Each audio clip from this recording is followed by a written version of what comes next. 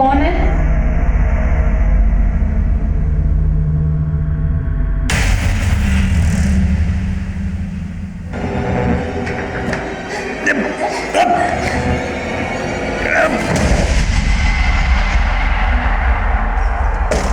नमस्कार, आदाब। मैं inspector Adil Khan, crime petrol Dastak में आपका स्वागत करता हूँ। जिस औरत का कत्ल हुआ उसका नाम डॉली सिंह था, और डॉली का कत्ल इसलिए हुआ क्योंकि वो मुजरिम का कोई गहरा राज जानती थी, कोई ऐसा राज जो कई निर्मम हत्याओं की वजह बनने वाला था। डॉली ने इस दस्तक को महसूस भी किया था, और उसके कत्ल के बाद मुजरिम का ये राज ही रह गया। और हैरानी की बात यह थी कि डॉली की मौत के 2 महीने बाद भी उसके कत्ल के बारे में किसी को कुछ नहीं पता था। लेकिन डॉली का कत्ल इस केस का आखिरी चैप्टर नहीं था। अब हमारे सामने मुजरिम का एक ऐसा चैप्टर आया जो भयंकर खून खराबे की तरफ इशारा कर रहा था।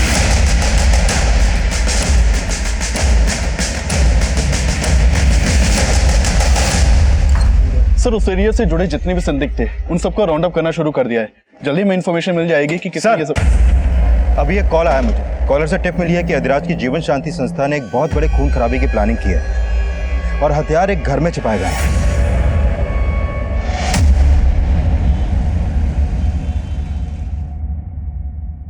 पूजा बेटा, ये देख। अरे भाई, लड़के तो सारे ही सही हैं। तुझे इनमें से कोई लड़का पसंद है तो बता, रिश्ते की बात चलाते हैं फिर। पापा, सच बोलूं तो मुझे इनमें से कोई भी लड़का पसंद नहीं। मैं बस इतना चाहती हूँ कि मेरा हस्बैंड एक गवर्नमेंट ऑफिसर, स्टेबल जॉब और सिक्योर्ड फ्यूचर। That's it. शादी में बहुत दहेज देना पड़ेगा। हाँ, इसका भाई तो कुछ करता नहीं, सब माँ बाप को ही तो देना पड़ेगा। अरे माँ, तुम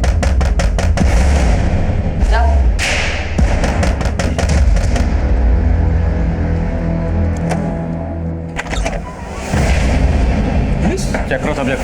सर, क्या हुआ? सर्च वारंट है हमारे पास। सर बताइए तो हुआ क्या है? Search warrant? Sir, search warrant? Sir लेकिन बताएंगे कि हुआ क्या है? अरे अरे अरे अरे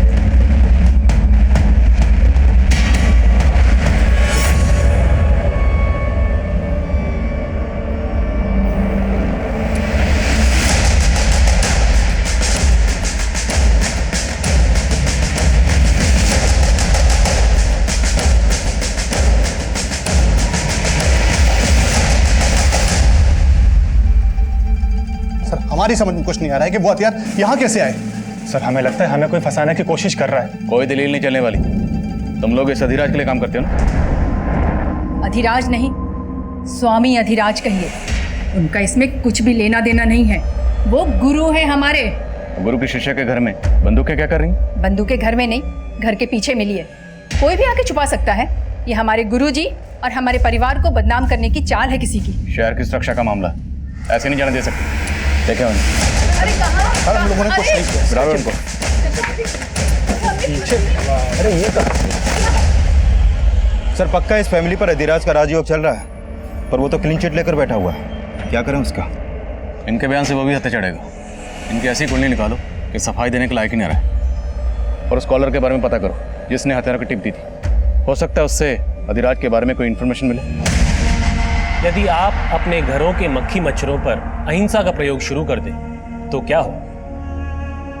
आप हिंसा से तो बच सकते हैं, परंतु बीमारियों से आपको कोई नहीं बचा सकता। ठीक उसी तरह एक स्वस्थ समाज के निर्माण के लिए उन विनाशकारी तत्वों का नाश करना परम आवश्यक है जो कि सिर्फ हमारी शांति को भंग करने के लिए उत्पन्न हुए हैं। बोलो स्वामी अधिराज की! स्वामी अधिराज की!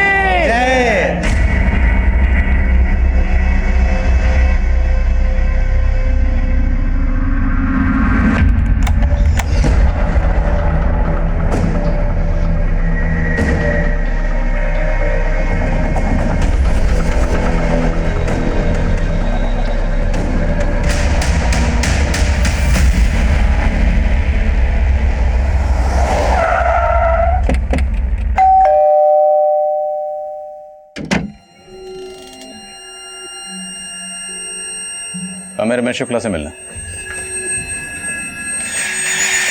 जी सर, बोलिए। मैं रमेश शुक्ला हूँ। रमेश जी, आपने जो फ़ोन करके हमें इन्फॉर्मेशन दी उसके लिए थैंक यू वेरी एक मच। मिनट सर, मैंने आपको कॉल किया। हाँ, आपने तो कॉल किया था मुझे। अच्छा, बताइए कि आपको अधिराज की फॉलोअर फैमिली के घर में पिस्तौल्स होने की इन्फॉर्मेशन कहाँ से मिली थी? सर ये क्या बोल रहे हैं आप लोग, मेरी समझ में कुछ नहीं आ रहा है, और मैंने आपको कोई कॉल नहीं किया था। लेकिन मुझे जिस नंबर से कॉल आया वो आपके ही नाम पर इसी एड्रेस पर रजिस्टर्ड है। ये देखिए। सर ये एड्रेस तो मेरा है सर, लेकिन ये नंबर तो मेरा है ही नहीं। लेकिन रमेश जी, 15 दिन पहले ये नंबर आप ही के डॉक्यूमेंट से खरीदा गया। आप इस्तेमाल नहीं कर रहे तो कौन कर सकता है?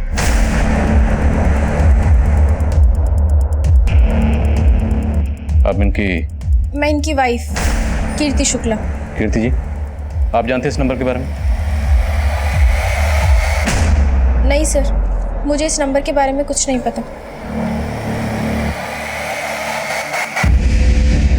सर, हो सकता है ये लोग अधिराज के डर से कुछ ना बोल रहे हो। यादव, ये नंबर 15 दिन पहले खरीदा गया। उसे सिर्फ एक कॉल किया गया और तुम्हें, उसके बाद से ये नंबर बंद है। मामला कुछ और है। तिवारी परिवार के खिलाफ कुछ मिला? सर, मैंने चेक किया लेकिन अभी तक कुछ खास नहीं मिला है। और हाँ सर, तिवारी परिवार में वो माता जी निर्मला तिवारी, सिर्फ उनका ही अधिराज के आश्रम में आना जाना है, और वो भी मोबाइल यूज नहीं करती हैं। तो घर के पिछले हिस्से में हथियार हैं, ये सिर्फ निर्मला देवी को पता होगा या पूरे परिवार को?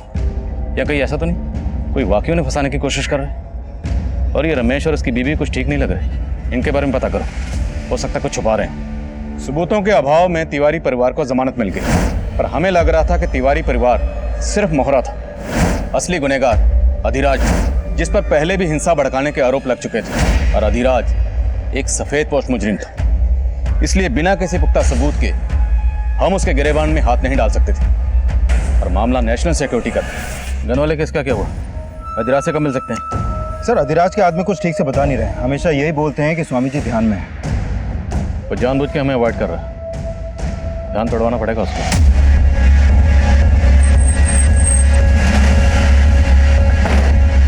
कहिए। अधिराज से मिलना। स्वामी जी भोजन ग्रह कर रहे हैं, अभी किसी से मिल सकते हैं। अरे मैंने आपसे कहा स्वामी जी भोजन ग्रह कर रहे हैं। अरे मैंने आपको कहा स्वामी जी भोजन ग्रह कर रहे हैं। आने दो। आइए बैठिए, इनके लिए भी भोजन लगाइए। हम यहाँ खाना खाने नहीं आए, तेरी खुराक जानने आए। सुना तुम्हारी संस्था के लिए हथियार बन रहे हैं? हम तो शुरू से ही असामाजिक तत्वों के निशाने पे हैं। यदि उनका बस चले तो हमारे आश्रम में भी 2-4 बम गिरा दें। बातों के दिखाते हो तुम लोग। तुम्हारी शिष्या निर्मला तिवारी के घर पर 5 पिस्तौल मिले, बाकी असला बारूद कहाँ छुपा रखा? निर्मला देवी हमारी शिष्या हैं, इसलिए हम दावे के साथ कह सकते हैं कि उनका इन हथियारों से कोई लेना देना नहीं है, और ना ही हमारी संस्था की किसी भी सदस्य का। यह अवश्य हमारे शत्रुओं की चाल है, एक षड्यंत्र है। हिंसा भड़काने के आरोप पहले भी लग चुके हैं तुम। बस, हमारी मुलाकात पूर्ण हो गई। अब आप सब लोग जा सकते हैं। और ध्यान रहे इंस्पेक्टर, अगली बार जब आप आए तो अपने साथ अनुमति लेके आइएगा, वरना आप तो जानते ही हैं हमारे भक्तजन क्या क्या कर सकते हैं। हम तो जानते हैं कि तुम्हारे भक्तजन क्या क्या कर सकते हैं, लेकिन शायद तुम नहीं जानते कि हम क्या कर सकते हैं। अब आप कहाँ जा रही हैं? गुरुजी से मिलने। बात तुम्हारे आगे तो हाथ जोड़ रहे हैं। इतना सब कुछ हो गया घर में, लेकिन गुरुजी गुरुजी ने हमेशा हमारा भला चाहा है, और आगे भी हमारी नैया वही पार लगाएंगे। माँ जी, नैया डूब रही है, अब तो स्वामी जी की पतवार छोड़ दो।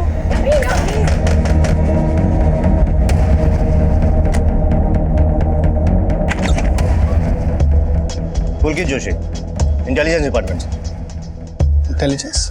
देखिए, मैं जानता हूं कि स्वामी अधिराज की वजह से आप लोग पुलिस के रडार पे हैं, लेकिन अगर आप लोग हमारे साथ थोड़ा कोऑपरेट करेंगे तो मैं आपको इस मुसीबत से बचा सकता हूं।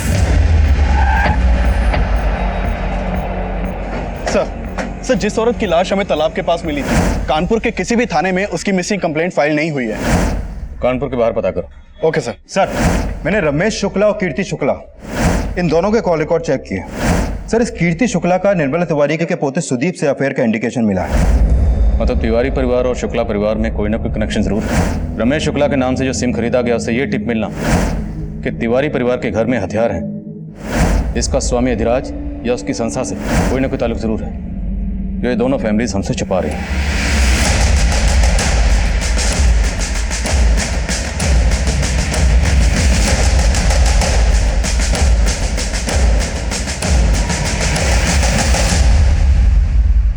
आप लोग बोलेंगे कि आप लोगों में से किसी को भी उन पिस्टल्स के बारे में कोई जानकारी नहीं,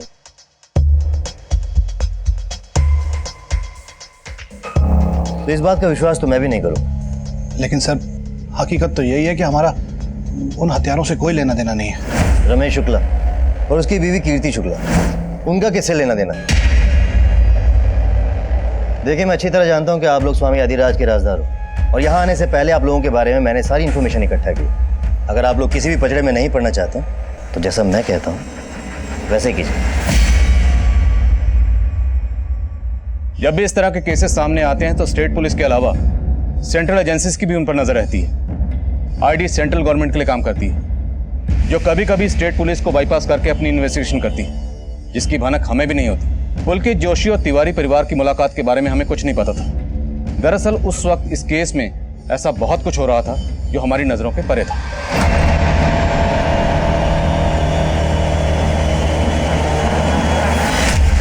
हाँ, मैं सुप्रिया का ब्रेन वॉश करने की कोशिश कर रही हूँ, पर फिलहाल सिचुएशन ऐसी है कि हमें सब्र करना ही होगा। हाँ, लेकिन मैं इतनी जल्दी उससे कैसे बात कर लूं? एक मिनट, दरवाजे पर कोई है, मैं बाद में बात करती हूँ।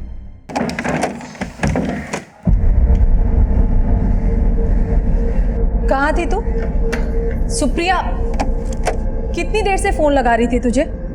फोन क्यों नहीं उठा रही थी मेरा? सुप्रिया, तुझे पता है ना कितनी फिक्र होती है तेरी मुझे। आपको मेरी फिक्र कब से होने लगी? आपका तो सारा टेंशन कहीं और ही है। सुप्रिया देख, प्लीज मुझे ना बच्चे की तरह बहलाना बंद कीजिए। आप जो कर रहे हो वो गलत है और मैं आपको बिल्कुल नहीं सपोर्ट करने वाली।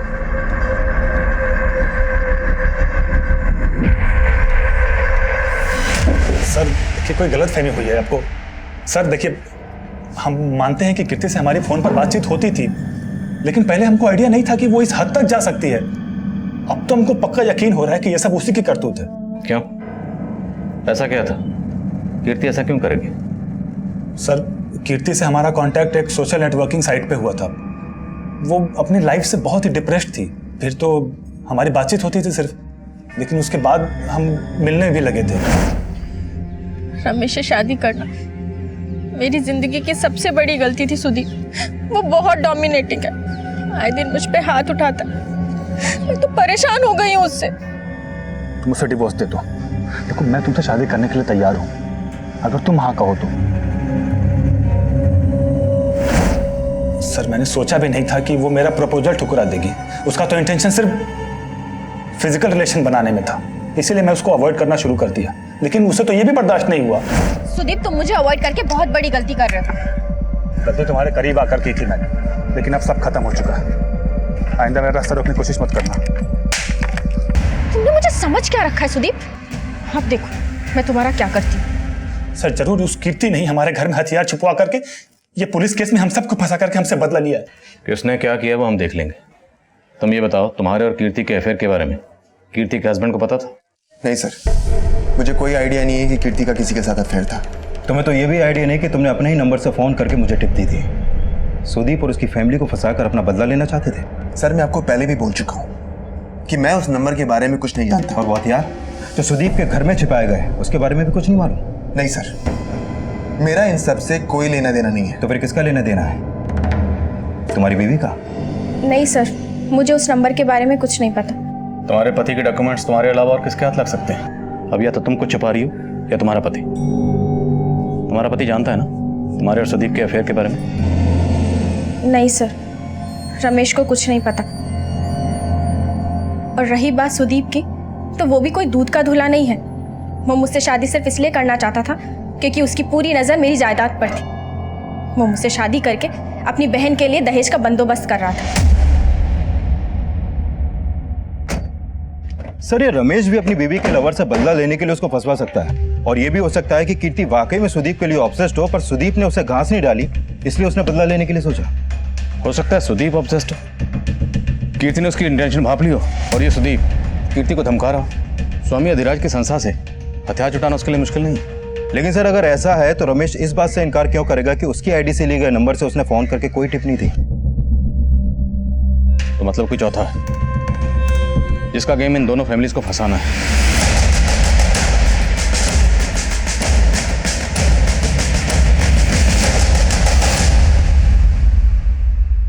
अरे तुम समझ क्यों नहीं रहे हो? कर तो रही हूं मैं कोशिश। ये सही समय नहीं है, हमें थोड़ा और वेट करना पड़ेगा। हाँ, 1 मिनट, बाद में बात करती हूँ। बाय। ये लीजिए। क्या है ये? इन पेपर्स में साफ लिखा है मैं अब इस घर की बराबर की हकदार हूँ। सुप्रिया, ये सब क्यों कर रही है तू? ये प्रॉपर्टी पापा की थी ना, तो उनके मौत के बाद आप अकेले तो मालिक नहीं बन सकती। आप मुझे मेरा हिस्सा दे दीजिए और अलग हो जाइए। कल्याण, गुरुजी, पुलिस अब सुदीप को तंग करने लगी है, आप कुछ कीजिए ना। आप हमारे सानिध्य में हैं। अपनी समस्त चिंताएं हमें दे दीजिए और निश्चिंत रहिए। परंतु स्मरण रहे, आपका समर्पण पूर्ण होना चाहिए। ऐसी कोई बात ना हो जो हमसे छुपी हो। कुछ तो ऐसा है जो आप छुपा रही हैं हमसे। गलती हो गई गुरुजी, बहुत बड़ी गलती हो गई। आप तो परम ज्ञानी हैं गुरुजी, आपको जानते हैं। हम आपको उस आईडी एजेंट के बारे में बताने ही वाले थे गुरुजी। ID agent? कौन आईडी एजेंट? देखिए, मैं जानता हूँ कि आपकी दादी अधिराज के खिलाफ नहीं जाएगी और ना ही आपके परिवार में से कोई इसके खिलाफ जाएगा, और उसका खामियाजा आप अच्छी तरह भुगत चुकी हैं। पर हम गलत नहीं है। मैं जानता हूँ, लेकिन अधिराज 100% गलत है। देखिए, अभी तो उसका हथियारों का ही कनेक्शन आपके परिवार से मिला। अगर अब भी आप लोगों ने मेरी बात नहीं मानी तो आप लोगों को कोई बचा नहीं पाएगा। पर इसमें मैं क्या कर सकती हूँ? मेरी बात कोई नहीं सुनेगा। आपका घर इसी गली में है ना? जी। देखिए, सवाल सिर्फ आपकी बदनामी का नहीं है, नेशनल सिक्योरिटी का सवाल, जो मैं आपकी फैमिली से एक्सपेक्ट करता हूँ। क्या मैं आपसे एक्सपेक्ट कर सकता हूँ? मैं क्या कर सकती हूँ? अगर आप आईडी की मदद करेंगे तो मैं आपको जरूर बताऊंगा कि आपको क्या करना होगा।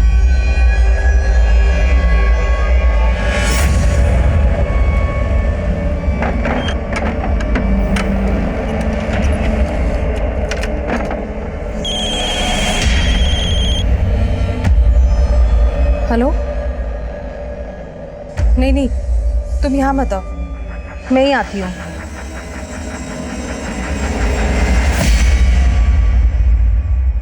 लेकिन सर, कानपुर और उसके आसपास के एरिया में इस उम्र की औरत की कोई भी मिसिंग कंप्लेंट दर्ज नहीं हुई है। पर मौत की वजह है सफोकेशन। यस सर, और इस औरत की बॉडी पर कोई भी एक्सटर्नल इंजरी के साइन नहीं मिले हैं। इसकी मौत दम घुटने से ही हुई है। और हाँ सर, एक बात और, इस रिपोर्ट के मुताबिक ये औरत 1 महीना प्रेग्नेंट थी। प्रेग्नेंट? तो हो सकता है इस औरत की मौत के पीछे इसके पति या किसी जान पहचान वाले का हाथ, इसलिए इसकी मिसिंग कंप्लेंट फाइल नहीं की गई। पॉसिबल है सर। कीर्ति शुक्ला की कलाई पर बिल्कुल ऐसे टैटू है।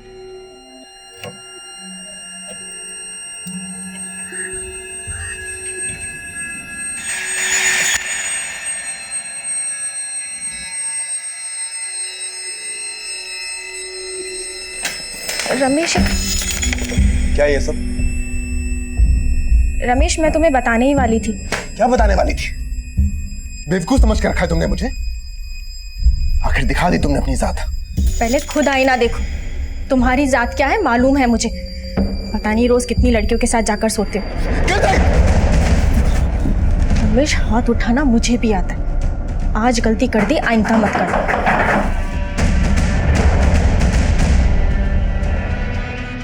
दरअसल ये लाश हमें एक तालाब के पास मिली। आप पहचानती हैं इसे? नहीं सर। इसे जानते हो सकता है तुमने इस लड़की को अपनी वाइफ कीर्ति के साथ कभी देखा हो। नहीं सर, मैंने इसे कभी नहीं देखा।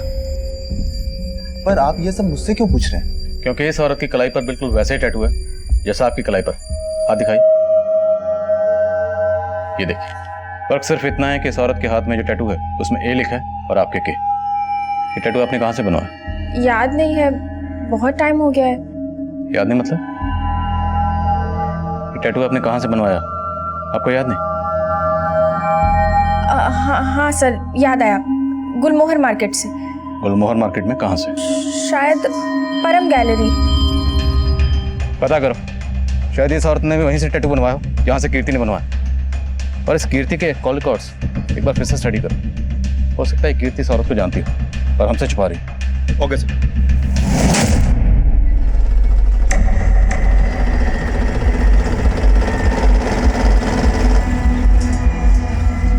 मुझे लगा नहीं था कि तुम आओगे, पर तुम तो देश की सुरक्षा को लेकर वाकई कंसर्न हो। देखिए, मुझे आपके इस मिशन में कोई इंटरेस्ट नहीं है। मैं आपसे सिर्फ इसलिए मिल रही हूँ क्योंकि मुझे अपनी फैमिली को इस सबसे बचाना है। लेट्स सी हमें कितनी सक्सेस मिलते हैं। पर मुझे करना क्या होगा?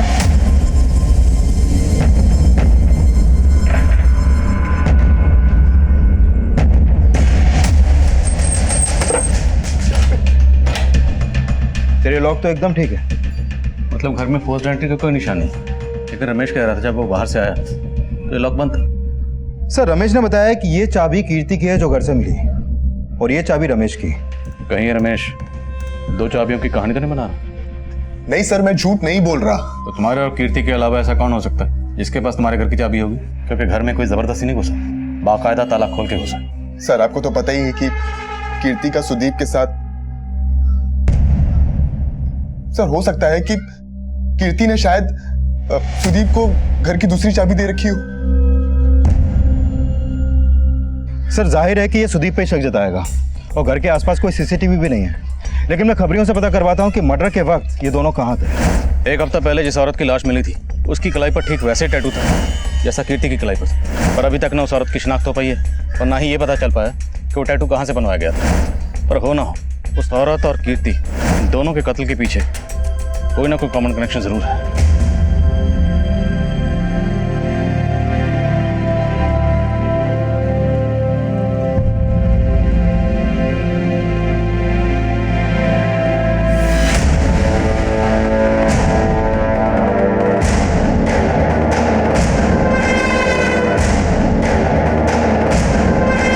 सर मैंने 200 से ज्यादा फैमिलीज की लिस्ट बनाई है जो स्वामी अधिराज को काफी मानती है।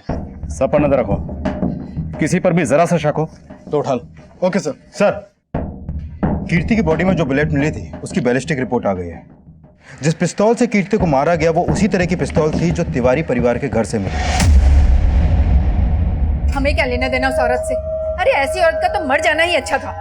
हाँ, लेकिन अब कीर्ति की मौत के बाद पुलिस फिर से हमारा जीना आराम कर देगी, उसका क्या? हमारा जीना क्यों हराम करेगी? आखिर हमने क्या किया है?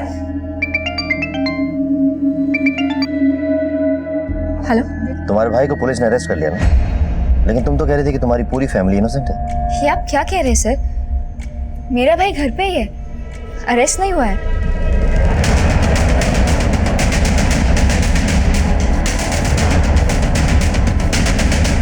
लेकिन साहब, अरे क्या हुआ? ये क्या कर रहे हैं आप लोग? कहाँ ले जा रहे हैं?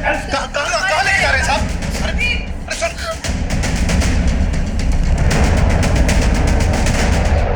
सर देखिए कोई गलत फहमी हुई है सर, हम शरीफ लोग हैं सर। आप बिना वजह उठा के लाए सर। देखिए कीर्ति की मौत उसी तरह की पिस्तौल से हुई जो तुम्हारे घर से बरामद हुई। उसको तुमने नहीं मारा तो किसने मारा? सर मुझे क्या पता होगा उसको किसने मारा है। आप लोग मुझे इस तरह से परेशान नहीं कर सकते। तेरी परेशानियां और बढ़ेंगी अगर सच नहीं बोलेगा। बोलो, वो बंदूकें तुझे स्वामी के लोगों ने दी थी? सर हम आपको पहले ही बता चुके हैं कि उन बंदूकों से मैं क्या, मेरा पूरा परिवार अनजान था सर। गुरुजी, हमारे पोते सुदीप को बचा लीजिए गुरुजी, हम तो कुछ भी कर सकते हैं।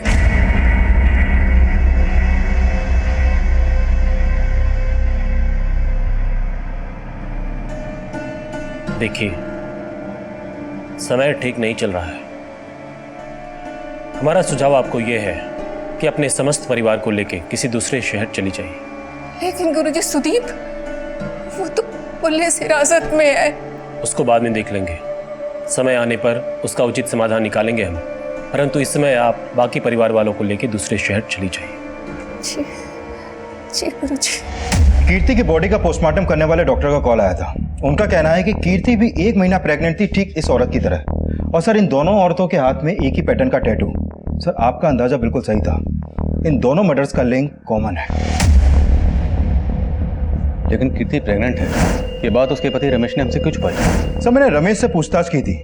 उसका कहना है कि उसने बात इसलिए छुपाई क्योंकि उसे लगता था कि कीर्ति के पेट में जो बच्चा था वो उसका नहीं बल्कि सुदीप का था। सर वो रमेश झूठ बोल रहा है। अरे मेरा तो कीर्ति से 2 महीने पहले ही ब्रेकअप हो गया था, तो उसके पेट में 1 महीने का बच्चा, वो मेरा कैसे हो सकता है? सर ये अधिराज का चेला है, इतनी आसानी से नहीं उगलेगा। सर एक काम करते हैं, इसका डीएनए मैच करवाते हैं कीर्ति से और उस औरत से जिसकी लाश हमें तालाब के पास मिली थी, और रमेश से भी। क्या पता वही कोई कहानी बना रहा हूँ। यादव, हो सकता है इन दोनों के अलावा ये कोई तीसरा ही हो जो ये सारा खेल खेल रहा है, क्योंकि रमेश की आईडी से जो सिम खरीदा गया था उससे वो कॉल हमें किसने किया था ये अभी तक पता नहीं चला। अब ये अधिराज का दुश्मन है, सुदीप का या रमेश का, ये भी क्लियर नहीं है। पर ये कॉलर जो भी है उसका कीर्ति से और उस औरत से जिसकी लाश हमें तालाब के पास मिली, उन दोनों से कोई कनेक्शन जरूर है जो फिलहाल हमें नजर नहीं आ रहा। अधिराज के फॉलोअर्स में से हमने इसे जीरो डाउन किया है। इसी ने तुम्हारे घर पे हथियार रखवाए थे। ये तो गौतम जी है, अधिराज जी के महंत। आश्रम के अलावा इसके किसी और ठिकाने का पता है तुम्हें? सर हमने अधिराज के लोगों में से इस गौतम को जीरो डाउन किया है। सर खबरियों से पता चला है कि मेरठ से खरीदे गए हथियारों की डील के वक्त ये गौतम भी वहां मौजूद था। सर इस गौतम का आश्रम के अलावा एक और ठिकाने का पता चला है। उठाओ इस गौतम। Okay sir.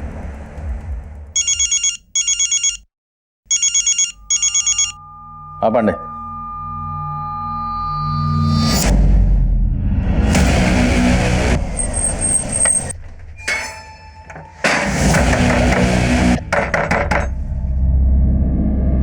आसपास देखो, लगता है घर में नहीं है, शायद किसी ने देखा हो।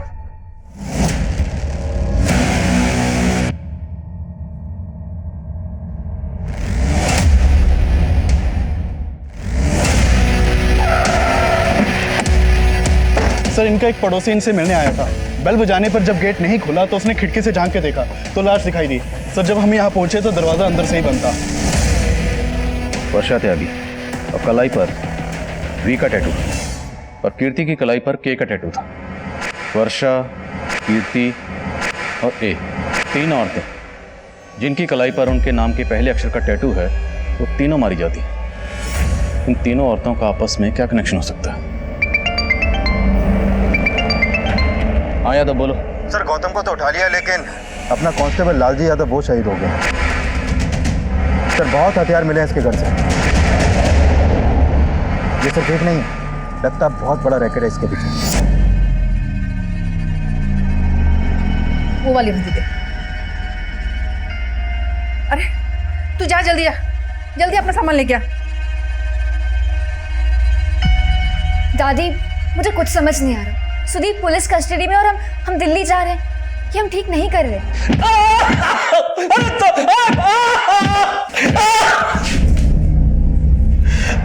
अब बोलेगा? बोल किसने मारा? मानते हैं कि उस हवलदार को हमने मारा साहब, लेकिन उस औरत को नहीं मारा साहब।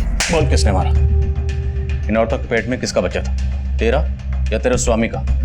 नहीं स्वामी जी का और ना ही हमारा। ये जो 3 औरतें मारी गई हैं ना, इन तीनों की कलाई पे टैटू बनाओ। इस टैटू का तुझसे या तेरे उस स्वामी से क्या ताल्लुक है? बोल। ADK कोड है कोई? क्या मतलब है इसका? हमें नहीं मालूम ये क्या है, और इन औरतों से हमारा कोई संबंध नहीं है, और हमने इन्हें नहीं मारा है सर। तेरे घर में जो बंदूकें मिली हैं वो दिवाली पे आतिशबाजी के लिए रखी थी, ऐसे नहीं मानेगा। वॉश करो जरा इसे।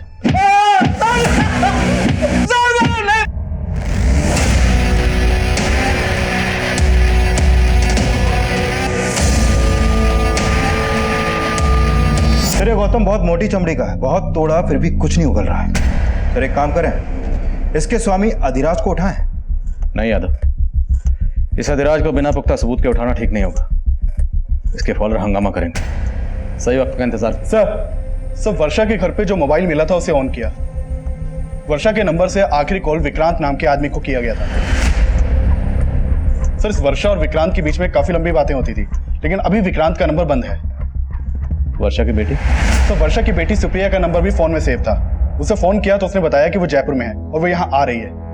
वर्षा ने जैसे लास्ट कॉल किया, क्या नाम बताया? सर विक्रांत।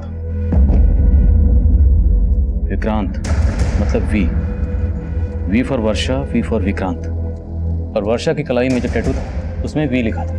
आपका मतलब इन टैटू वाली औरतों की कलाई पे लिखा ये अल्फाबेट इनके नाम से नहीं बल्कि इनसे जुड़े दूसरे लोगों के हैं, जिनके नाम भी इन्हीं के नाम के पहले अक्षर से शुरू होते हैं। यादव कहानी कुछ भी हो सकती है। इस कीर्ति के फोन में जितने भी नाम के से सेव्ड है सबकी लिस्ट बनाओ सबके बारे में पता करो और ये भी पता करो कि ये विक्रांत का फोन कौन से एड्रेस पर रजिस्टर्ड है। सर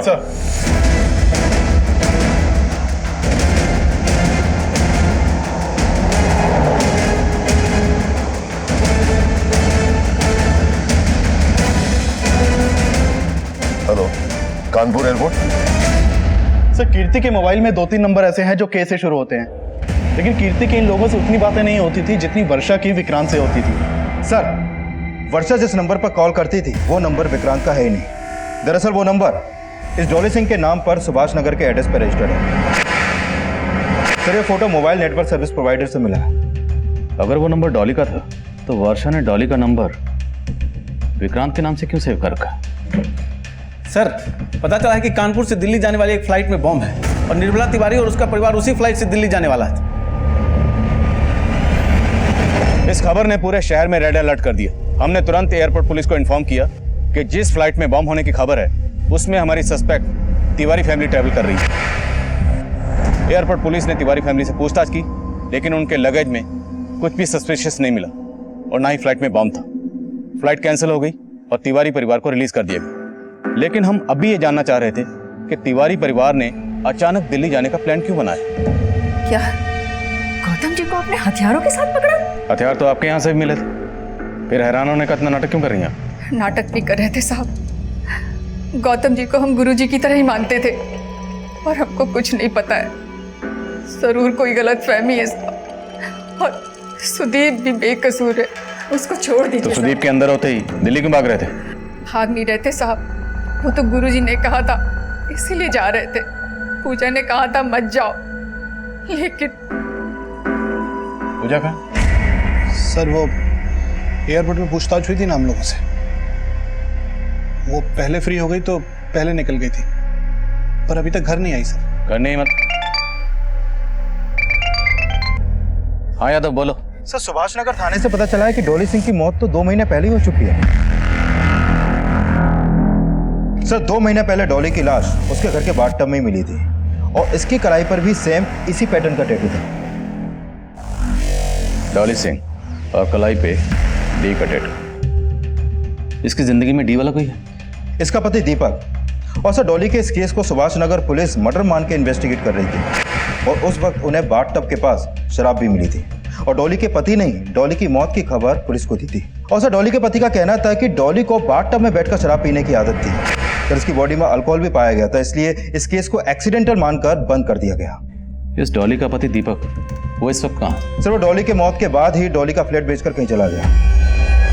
तो हो सकता है ये डॉली का दीपक जो है वही वर्षा का विक्रांत बनकर वर्षा से बात कर रहा हूँ डॉली के नंबर से। इस दीपक की फोटो है? हाँ सर, नेक्स्ट पेज पर ही है।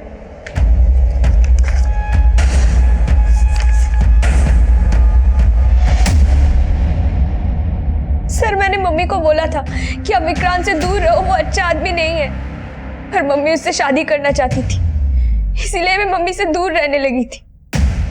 यही है विक्रांत? हाँ सर, यही वो आदमी है जिसकी वजह से मेरी मम्मी ने सुसाइड किया है।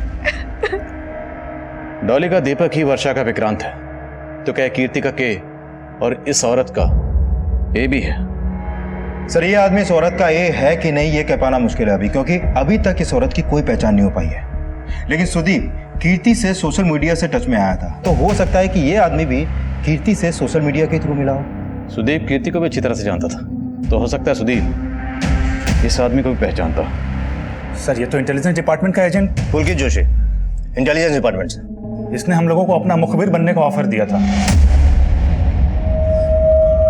क्या हुआ? क्या ढूंढ रही? वो मेरा फोन नहीं मिल रहा है, शायद आपकी गाड़ी में रह गया होगा। हो, एक्चुअली कार तो मैंने सर्विसिंग के लिए भेज दी, पर यू डोंट वरी, जैसी कार आएगी तुम्हारा फोन भी मिल जाएगा। ये आपके हाथ में टैटू मशीन है ना? एक्चुअली टैटू बनाना मेरी हॉबी है। क्या मैं तुम्हारे हाथ पे टैटू बना सकता हूँ? सर पूजा अभी तक घर नहीं पहुंची और उसका फोन भी बंद आ रहा है। मतलब ये पुलकित अब पूजा का पी बन के है, उसका अगला टारगेट पूजा है। यादव पूजा की लोकेशन ट्रैक करो, पता करो कि उसका फोन कहाँ स्विच ऑफ हुआ। हमें पूजा को बचाना है। Okay sir. अच्छा है ना पी? जानती हो मैं तुम्हारे हाथ पे पी का टैटू क्यों बना रहा हूँ? क्योंकि तुम्हारा नाम भी पी से है और मेरा नाम भी पी से है। ठीक है, कुछ भी पता चले तुरंत फोन करो। सर, पूजा का फोन अभी लक्ष्मी नगर में बंद हुआ है और जिस नंबर पे उसने लास्ट कॉल की थी वो भी अभी लक्ष्मी नगर में एक्टिव है। सर, वो नंबर अदिति बिष्ट के नाम पे रजिस्टर्ड है और ये वही औरत है जिसकी लाश हमें तालाब के पास मिली थी।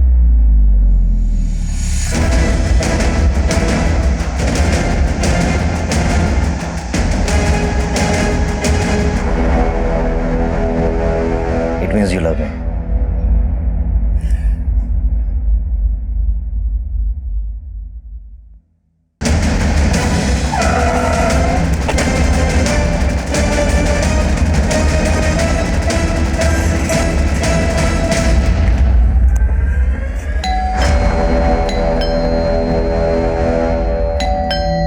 एक सेकंड।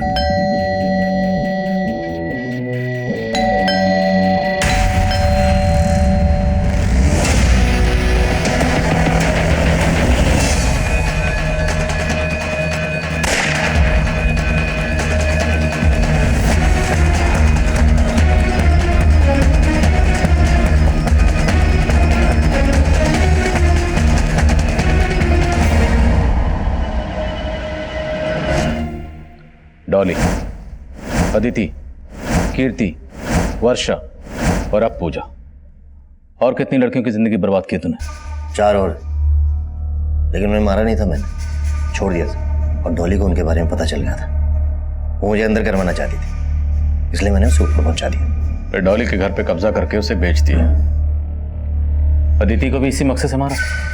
अदिति का तो अमन था, बहुत प्यार करती थी मुझसे, उसे मारना नहीं चाहता था, लेकिन वो बेवकूफ हमारे प्यार की निशानी चाहती थी। बच्चा, एंड आई हेट किड्स। और वर्षा से मैं उसका घर हासिल करना चाहता था, लेकिन वो अपनी बेटी के कारण शादी के लिए रेडी नहीं हो रही थी। और जब मुझे पता चला कि उसने अपना घर अपनी बेटी के नाम कर दिया तो छोड़ दिया मैंने उसे, मारा नहीं। और उसकी मौत का जिम्मेदार तू ही है। तेरी वजह से डिप्रेशन में गई और उसने सुसाइड कर लिया। कीर्ति की जिंदगी में कैसे दाखिल हुआ? उससे मैंने सोशल मीडिया पे दोस्ती की, कमल बन के, और वो मेरे प्यार में सेंटी हो गई। और उसने मुझे सुदीप के बारे में सब कुछ बता दिया, और पूजा के बारे में भी, जिसकी शादी की दहेज के लिए सुदीप कीर्ति को फंसा रहा था। और फिर मैंने पूजा का मैट्रिमोनियल प्रोफाइल देखा। उसे देखती तो मैं उसके प्यार में पागल हो गया। पूजा की विश थी कि वो किसी गवर्नमेंट ऑफिशियल से शादी करे, और पता चला कि उसकी दादी अधिराज की परम भक्त है। फिर मैंने एक प्लान बनाया पूजा की जिंदगी में दाखिल होने का। कीर्ति के घर से रमेश के कुछ डॉक्यूमेंट चोरी किए और एक नया नंबर लिया, और पूजा के घर में वो हथियार छुपा दिए। अधिराज आप लोगों के रडार पे पहले से ही था, इसलिए मैंने आप लोगों को जानबूझकर उसकी टिप दी।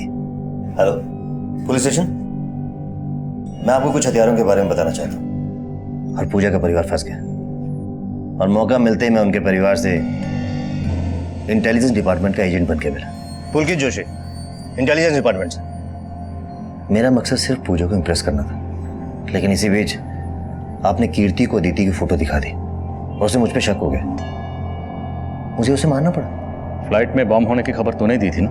हाँ, तो क्या गलत किया मैंने?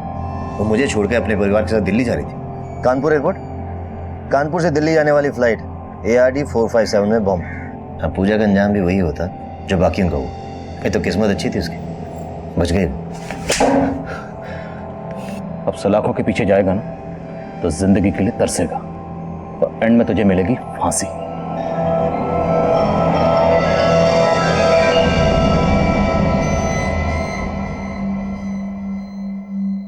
हमारे सपने भी कभी कभी दूसरे के जुर्म की दस्तक बन सकते हैं। ऐसा ही कुछ इस केस में भी सामने आया था, और उस जुर्म ने दस्तक दी थी जब पुलकित जोशी नाम रख के एक मुजरिम फेक ID एजेंट बन के तिवारी परिवार से मिला था, और तिवारी परिवार ने हमसे वो बात छुपाई, और उस मुजरिम ने ऐसा शातिर जाल बिछाया कि तिवारी परिवार को इस बात की भनक तक नहीं लगी कि उनकी बेटी पूजा लगातार एक खूंखार मुजरिम से मिल रही थी। ये तो गनीमत थी कि वक्त रहते हम पूजा को बचा पाए, वरना पूजा का भी वही अंजाम होता जो डॉली, कीर्ति, अदिति और वर्षा का हुआ।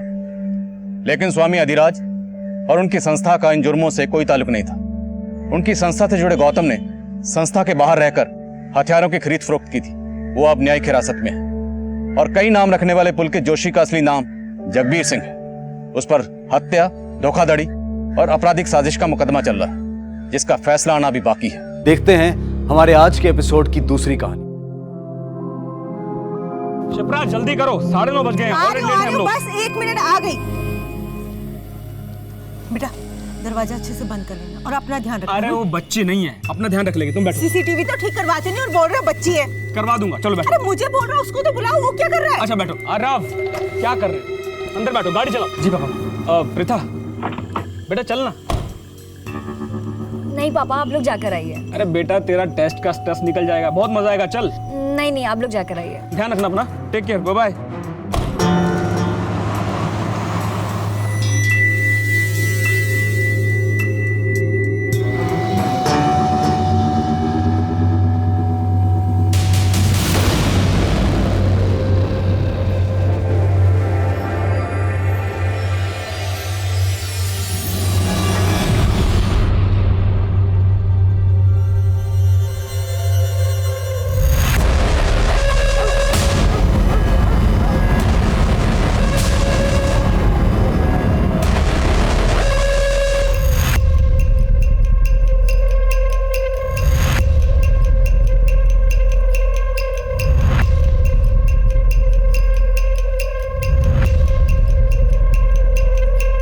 छोटे छोटे सामान उठाना। वो तो ठीक है, लेकिन ये चंदू कहाँ गया? भाड़ में जाए चंदू, तू हथौड़ा दे।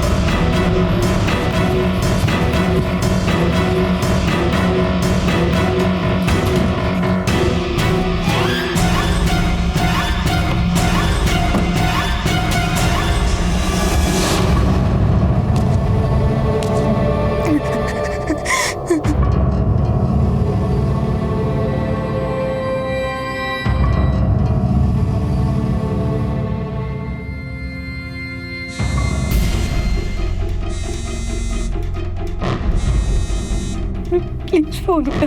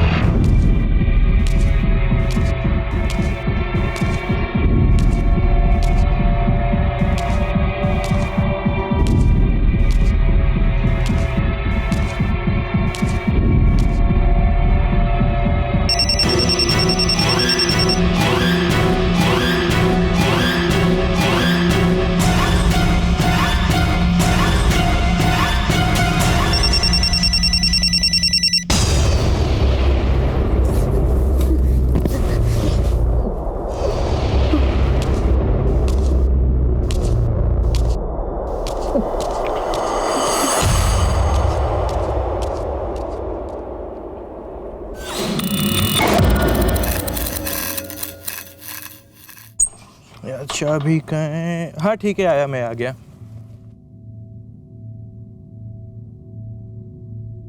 घर, जहां हम खुद को सबसे ज्यादा सुरक्षित महसूस करते हैं, लेकिन कई बार हम उस घर की सुरक्षा को ही नजरअंदाज कर देते हैं, और यही क्राइम की सबसे पहली दस्तक होती है। नमस्कार, मैं हूं सीनियर इंस्पेक्टर प्रशांत कौशिक, और फिर से आपका स्वागत है क्राइम पेट्रोल दस्तक में। प्रथा एक संपन्न परिवार की लड़की थी। उसके घर में सीसीटीवी कैमरे भी लगे थे, लेकिन सभी खराब पड़े थे। मैं मानता हूं कि सारे सुरक्षा उपायों के बाद भी अपराध होते हैं, लेकिन उनकी वजह से कम अपराधियों में डर तो बना रहता है। हेलो, आप कहाँ पर है, ये एड्रेस बताइए। ठीक है मंजीत, जल्दी से गाड़ी निकाल।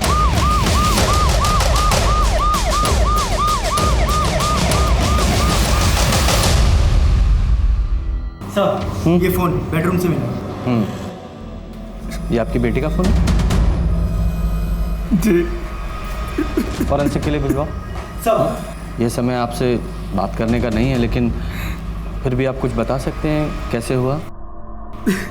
सिंह जी। पूरे घर से फिंगरप्रिंट्स उठवाओ। जी सर। प्रीता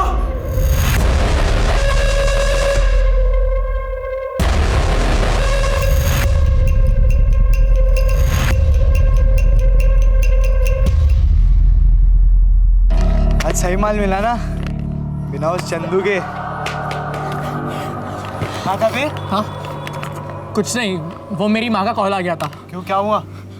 वो सब छोड़ो, मैं क्या बोलता हूँ, कुछ दिनों के लिए सब बंद करते हैं और ये हिस्सा बांट के चले जाते हैं। क्यों बंद करते हैं? और ये हिस्सा कहाँ से हुआ तेरा? मतलब ये जगह तुम लोगों को मैंने बताई है। तो जगह बताई तो क्या हुआ? तो क्या हुआ? नहीं तो क्या हुआ? नहीं मिलेगा तुझे हिस्सा, नहीं मिलेगा।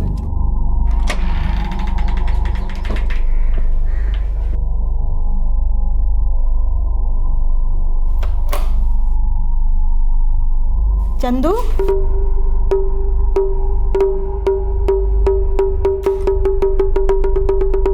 कहाँ गया था इतनी रात को तू? आप सोइए ना, क्या है हमारा दिमाग खराब कर रही है। अरे पर था कहाँ तू? हाँ मैं से दोस्तों के साथ थे, आप सोइए जाके।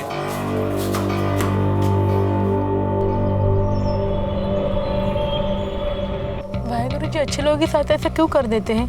प्रीता ने किसी का क्या बिगाड़ा था? सबसे मिलजुल कर रहती थी। कुछ ज़्यादा ही मिलजुल के रहती थी, खासकर लड़कों से। मैंने तो कितनी बार देखा लड़की छोटे छोटे कपड़े पहन कर जाती।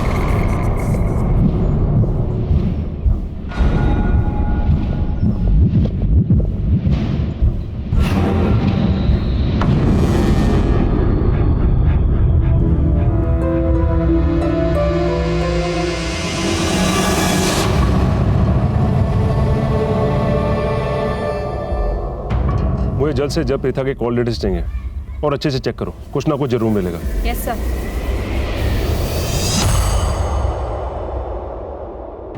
आप लोगों ने कोई अनयूजुअल बात नोटिस की जब आप लोग शादी में जा रहे थे? हमें निकलते निकलते 9:30 बज गए थे। ऑलरेडी लेट हो चुके थे तो जल्दबाजी में ध्यान नहीं दिया। आप लोग प्रथा को घर पर अकेला छोड़कर क्यों गए थे? टेस्ट था उसका, मैंने उसे साथ चलने के लिए कहा था, लेकिन वो नहीं मानी। वहाँ जाने के बाद उसका कॉल आया मुझे, लेकिन शोर इतना ज़्यादा था कि मुझे कुछ सुनाई ही नहीं दिया। शादी कहाँ थी? पास में थे सर, 10 मिनट का रास्ता है। आप वहाँ से घर अकेली आई? मैंने इन्हें ढूंढने की बहुत कोशिश की, जब मुझे ये नहीं मिले तो मैं अकेली घर आ गई। मैं डॉक्टर हूँ सर, एक पेशेंट का फ़ोन आ गया था तो कुछ इमरजेंसी थी तो मुझे उसके पास जाना पड़ा। ओके। बाद में शिप्रा का मुझे फ़ोन आया।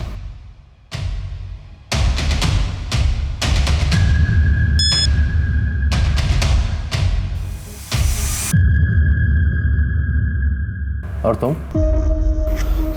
सर मैं तो अपने फ्रेंड्स के साथ था, हम लोग ड्रिंक कर रहे थे। मुझे नहीं पता था मेरी बहन के साथ इतना सब कुछ हो जाएगा। सर सीसीटीवी खराब है इस घर का। ये इतने गैर जिम्मेदार लोग कैसे हो सकते हैं? किसी भी दरवाजे पे फोर्स एंट्री के निशान है नहीं।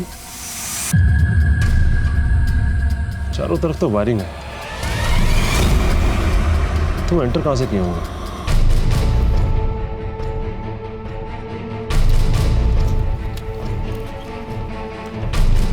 जी ये घर किनका है? जी मेरा है। आइए जरा कुछ छानबीन करनी थी।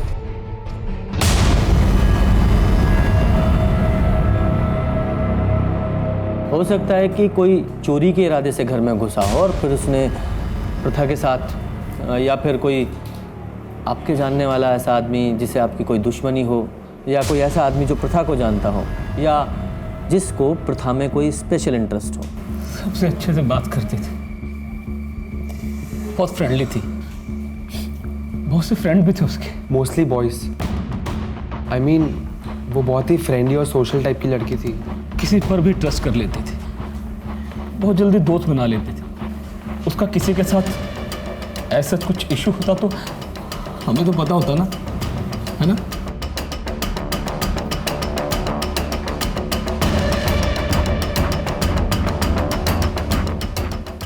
दरवाजे पर कोई फोर्स्ड एंट्री भी नहीं है। आपके घर कोई आने वाला था क्या? नहीं सर, कोई आने वाला नहीं था। इनफैक्ट हम लोग शादी में जाने वाले थे। हम थोड़े ना रात रात भर जाग कर देखते हैं कि कौन आता है कौन जाता है। ये अपने सामने वाली स्ट्रीट लाइट जलती तो है, सबको साफ साफ दिखाई देता है, फिर भी आपने कुछ नहीं देखा। अरे सर, नाम की लाइट है, अपने मूड पर ऑन ऑफ होती है। इतना नर्वस क्यों? प्रीता के साथ दोस्ती थी तुम्हारी?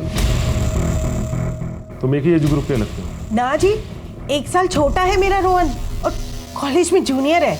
और वैसे भी सर, मेरा बेटा ऐसी वैसी लड़कियों से दोस्ती नहीं करता। तुमने प्रीता को किसी दोस्त या किसी के साथ आते जाते देखा? ना जी सर, मेरा बेटा कोई ताका जाकी नहीं करता। और वैसे भी सर, हमारा तो अर्ली टू सोना और अर्ली टू जागना। हम तो 10 बजे ही सो जाते हैं सर जी। हमने कुछ नहीं देखा। अगर ऐसा है तो ये घबराया हुआ क्यों? सर, घबराएगा क्यों नहीं? पास ही में मर्डर हुआ है, यहाँ मेरी हालत खराब हुई पड़ी है। अरे चंदू, स्कूल को देर हो रही है। अरे पड़ोस में गुड़िया को भी छोड़ना है, जल्दी कर बेटा। चंदू, चंदू, अरे क्या हुआ? ऐसे काहे बैठे हो? कुछ नहीं हुआ हमको, ठीक है हम। ठीक हो तो तैयार काहे नहीं हुए? चलो। हमें कहीं नहीं जा रहा, अब चाहिए। ये क्या है? तो बहुत महंगा लग रहा है। आपको समझ नहीं आता?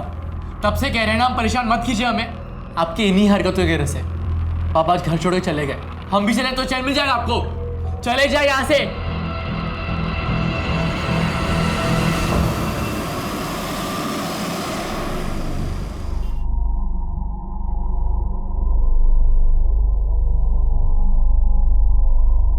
बहुत पुलिस आई है। गई थी मैं। 1 मिनट। क्या हुआ तुझे? हाँ, मिल गई फुर्सत? माफ करना भाभी, थोड़ी देर हो गई। अब जल्दी काम निपटा तू। अच्छा, बिजी है? चल ठीक है ना, बाद में बात करते हैं। भाभी, ये पुलिस क्यों आई है? कुछ हुआ है क्या? अपनी शिप्रा भाभी है ना? हाँ। कल रात उसके घर में कोई घुस आया था। उसकी बेटी प्रीता को जान से मार डाला है। अरे मैं तो पहले से ही जानती थी उसके साथ कुछ ऐसा ही होगा। प्रीता दीदी तो कितनी प्यारी थी, किसी को क्या मिलेगा उसको मार के? मुझे तो लगता है कोई चोर घुस आया होगा। प्रथा ने देख लिया होगा, इसलिए जान से मार डाला। ये क्या है? तो बहुत महंगा लग रहा है। अब सोच क्या रही है? जल्दी से काम निपटा। अब हाँ, अभी करती हूँ। पहले देर से आती है।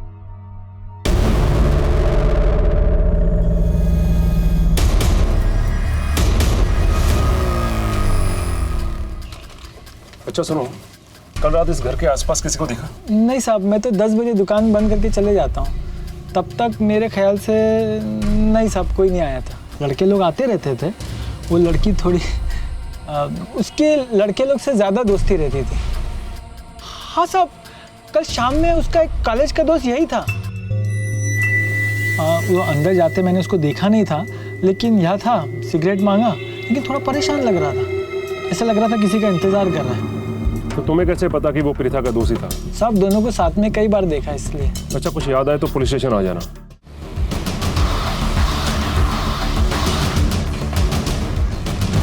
सर, प्रीता की इनिशियल पोस्टमार्टम रिपोर्ट, ये सिर्फ मर्डर ही नहीं है, मर्डर करने से पहले इसके साथ रेप भी किया गया है।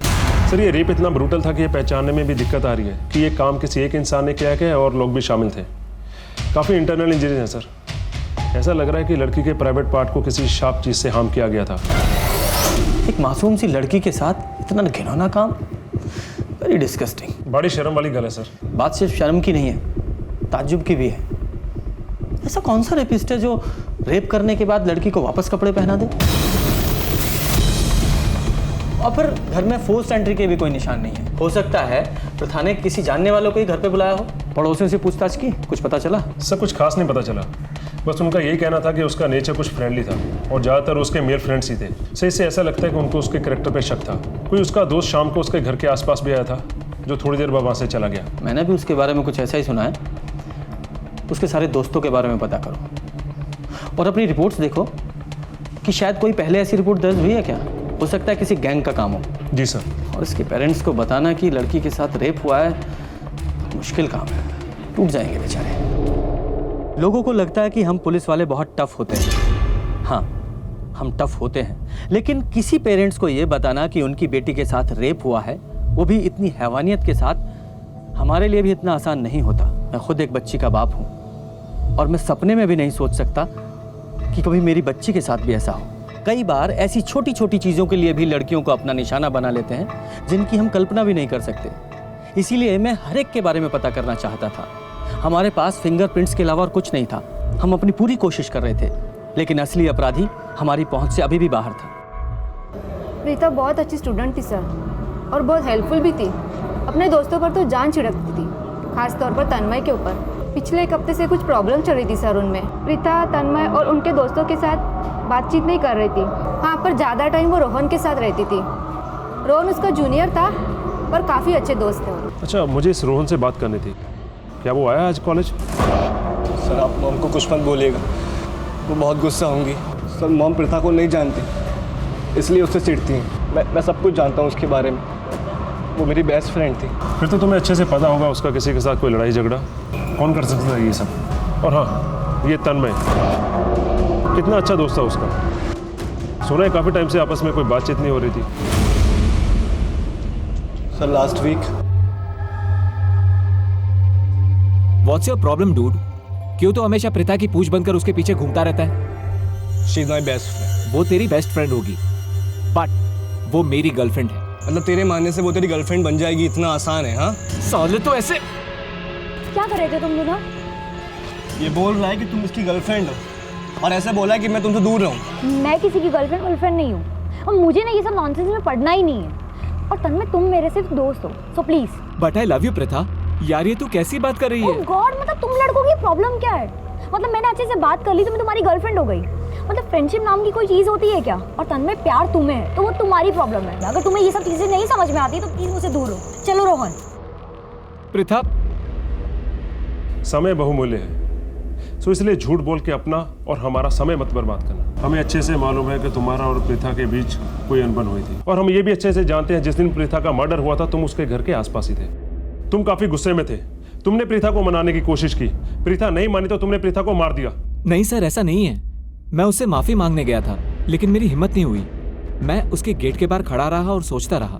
सर वो मुझे अपना दोस्त मानती थी, लेकिन मैं उसे कुछ और ही समझ बैठा था। मैंने सोचा कि मैं जाऊं या ना जाऊं, लेकिन मेरी हिम्मत नहीं हुई। फिर उसके बाद मैं अपने घर आ गया था। तुम्हारी इस झूठी कहानी में कोई मजा नहीं आया। सर मैं सही कह रहा हूँ, मैं उस रोहन की तरह झूठा नहीं हूँ। सर यहाँ पर सब जानते हैं कि वो प्रीता के पीछे पागल था और उसके सामने जस्ट अ फ्रेंड वाला ड्रामा करता था। आप किसी से भी पूछेंगे सब आपको यही बोलेंगे। हम नहीं आएंगे। तुम लोग को मरना है तो जाओ मरो। हम लोग ने तुमसे पहले ही कहा दिया था कि चोरी वोरी कुछ दिन के लिए बंद करो। चंदू, तुमको पता है वो विद्युत साहब है ना, उनकी बेटी प्रीता, किसी ने उसे मार डाला। पुलिस कह रही है किसी गैंग का काम है। कोई चोरी वोरी करने गया था, उसी ने मार डाला। ये क्या हुआ? चंदू, मेरी बात सुन, कहीं तुम ये सब तो नहीं किए ना? उस दिन हम बताए थे तुमको कि विद्युत साहब अपने परिवार के साथ शादी में जाने वाले हैं, और हमको रात में आने के लिए मना किए थे। ये बात सिर्फ तुमको बताए थे। सच सच बताना बेटा, कहीं तुम तो चोरी करने नहीं गए थे ना? माँ, आपका दिमाग खराब हो गया क्या? उस मनूस दोस्तों के साथ अब कि तुम आफत में पड़े ना, तो हमरे पास रोते हुए मत आना। सर प्रीता के कॉल और मैसेज डिटेल्स। सर ये देखिए सर।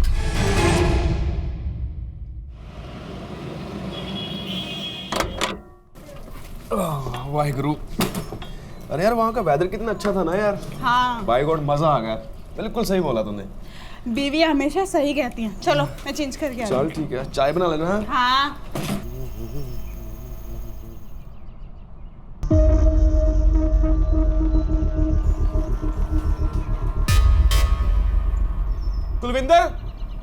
कुलविंदर गल सुन यार, मेरा लैपटॉप किथे है यार?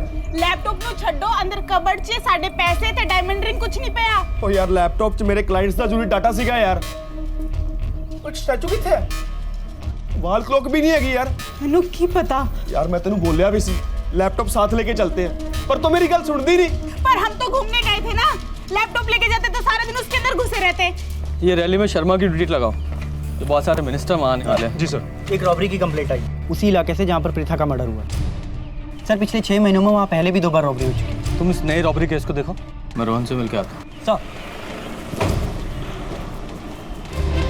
मेरे लैपटॉप में मेरी ऑफिस की बहुत सारी इंपॉर्टेंट फाइल्स थी, बाकी घर का सामान मिले ना मिले बट प्लीज मेरा लैपटॉप जल्दी से जल्दी ढूंढ दीजिए। सर 50,000 रुपए, मेरी डायमंड रिंग, स्टीरियो सब कुछ मिसिंग है। एक मिनट, किसी चीज को हाथ मत लगाना।